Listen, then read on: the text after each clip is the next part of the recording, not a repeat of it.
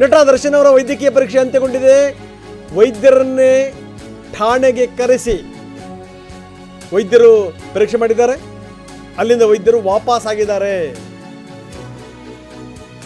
ಈಗ ಹಾಗಾದರೆ ಯಾವುದೂ ತೊಂದರೆಗಳಿಲ್ಲ ಅಂತ ಗೊತ್ತಾಗಿದೆ. BP, ಶುಗರು ಸೇರಿದಂತೆ ಈ ಬೇರೆ ಬೇರೆ ಪರೀಕ್ಷೆಗಳನ್ನು ಮಾಡಿದ್ದಾರೆ. ಅವರ ಆರೋಗ್ಯ ಸ್ಥಿರವಾಗಿದೆ ಅಂತ ಗೊತ್ತಾದ ಮೇಲೆ, ಯಾಕಂದರೆ ಇಂಥವ್ರನ್ನ ಆಸ್ಪತ್ರೆಗಳಿಗೆ ಅಷ್ಟು ಸುಲಭವಾಗಿ ಕರ್ಕೊಂಡು ಹೋಗೋಕ್ಕಾಗಲ್ಲ.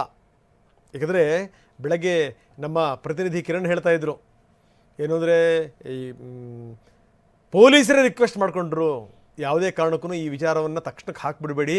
ಯಾಕಂದರೆ ಮೈಸೂರಿಂದ ಕರ್ಕೊಂಬರೋದು ನಾವು, ಮೈಸೂರಿಂದ ಚನ್ನಪಟ್ಟಣದಿಂದ ಮಂಡ್ಯದಿಂದ ರಾಮನಗರ ಆ ಕಡೆ ಭಾಗದಲ್ಲೇ ನಾವು ಕರ್ಕೊಂಬರ್ಬೇಕು ದರ್ಶನ್ ಅವ್ರನ್ನ. ನಮಗೆ ತೊಂದರೆ ಆಗಿಬಿಡುತ್ತೆ. ಅಂದರೆ ಅಭಿಮಾನಿಗಳೆಲ್ಲ ನೆರೆದು ಬಿಟ್ಟರೆ ಕಷ್ಟ ಆಗುತ್ತೆ.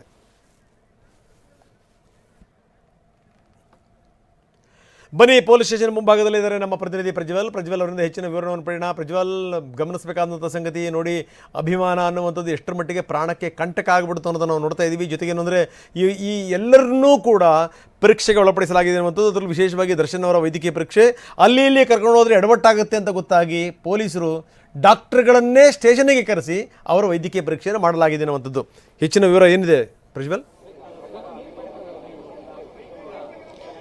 ರಂಗನಾಥ್, ಈಗಾಗಲೇ ಪವಿತ್ರ ಗೌಡ, ದರ್ಶನ್ ಸೇರಿದಂತೆ ಒಟ್ಟು 13 ಜನ, ಅಂದರೆ 11 ಜನರನ್ನ ಈಗಾಗಲೇ ನಿನ್ನೆ ಸಂಜೆನೇ ಅವರು ವಶಕ್ಕೆ ಪಡ್ಕೊಂಡು ಕಾನೂನಾತ್ಮಕವಾಗಿ ಅವರನ್ನು ಬಂಧನ ಪ್ರಕ್ರಿಯೆ ಮಾಡೋ ಕೆಲಸವನ್ನು ಅಧಿಕಾರಿಗಳು ಮಾಡಿದ್ರು. ಅದರ ಮುಂದುವರೆದ ಭಾಗವಾಗಿ ಇವತ್ತು ಪವಿತ್ರ ಗೌಡ ಮತ್ತು ದರ್ಶನ್ ಇಬ್ಬರೂ ಸಹಿತ ಬಂಧನವನ್ನು ಮಾಡಿದ್ದಾರೆ. ಕಾಮಾಕ್ಷಿಪಳ್ಳಿ ಪೊಲೀಸರ ತನಿಖೆ ಮಾಡ್ತಿರೋಂಥದ್ದು.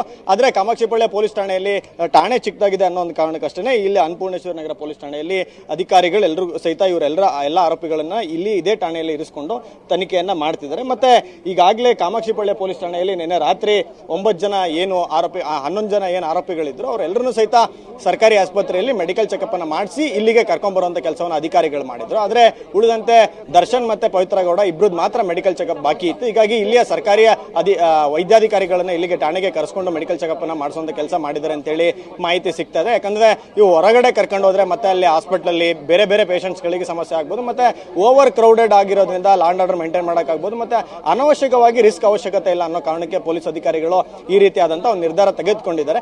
ಸಾಮಾನ್ಯವಾಗಿ ತುಂಬಾ ಕ್ರೌಡ್ ಸೇರ್ತಾರೆ, ತುಂಬಾ ಜನ ಸೇರ್ತಾರೆ ಅಂದ ಸಂದರ್ಭದಲ್ಲಿ ಈ ರೀತಿಯಾಗಿ ಠಾಣೆಗೆ ಕರೆಸಿ ಮೆಡಿಕಲ್ ಮಾಡಿಸುವಂತ ಕೆಲಸ ಮಾಡ್ತಾರೆ. ಮತ್ತೆ ಇವರಿಗೆ ಏನಾದರೂ ತುಂಬಾ ಸಿವಿಯರ್ ಹೆಲ್ತ್ ಇಶ್ಯೂಸ್ ಇಲ್ಲ ಅಂತ ಈ ರೀತಿ ಕೆಲಸವನ್ನು ಮಾಡ್ತಾರೆ. ಈಗಾಗಲೇ ಮೆಡಿಕಲ್ ಚೆಕಪ್ ಆಗಿದೆ. 24ನೇ ACMM ನ್ಯಾಯಾಲಯದ ನ್ಯಾಯಾಧೀಶರ ಮುಂದೆ 4:30ಕ್ಕೆ ಹಾಜರುಪಡಿಸ್ತಾರೆ ಅನ್ನೋ ಒಂದು ಮಾಹಿತಿ ಈಗ ಸದ್ಯಕ್ಕೆ ಸಿಗ್ತದೆ. ಪ್ರಮುಖವಾಗಿ ಆ ಮೆಸೇಜ್ಗಳು ಏನು ಎಕ್ಸ್ಚೇಂಜ್ಗಳು ಆಗಿದ್ದು ಪವಿತ್ರ ಗೌಡರಿಂದ ಪವನ್ಗೆ, ಅಲ್ಲಿ ಮತ್ತೆ ಪವಿತ್ರ ಗೌಡರಿಂದ ದರ್ಶನ್ಗೆ, ಈ ಸ್ಕ್ರೀನ್ ಶಾಟ್ಗಳು ಇವೆಲ್ಲ ಟೆಕ್ನಿಕಲ್ ಎವಿಡೆನ್ಸ್ಗಳು ಬಿಫೋರ್ ಆತನನ್ನ ಕಿಡ್ನಾಪಿಂಗು ಮತ್ತೆ ಆಫ್ಟರ್ ಕಿಡ್ನಾಪಿಂಗ್ ಆಗ್ಬೋದು, ಹಲ್ಲೆ ಮಾಡಿದ್ದಾಗ್ಬೋದು, ಎಲ್ಲದಕ್ಕೂ ಒಂದೊಂದು ಸ್ಟೆಪ್ ಬೈ ಸ್ಟೆಪ್ ಎವಿಡೆನ್ಸ್ಗಳನ್ನು ಈಗಾಗಲೇ ACP ಚಂದನ್ ಅವರ ನೇತೃತ್ವ ತಂಡ ಕಲೆ ಹಾಕಿದೆ. ರಂಗನಾಥ್, ಓಕೆ, ಧನ್ಯವಾದ ತಮ್ಮೆಲ್ಲ ಮಾಹಿತಿಗೆ.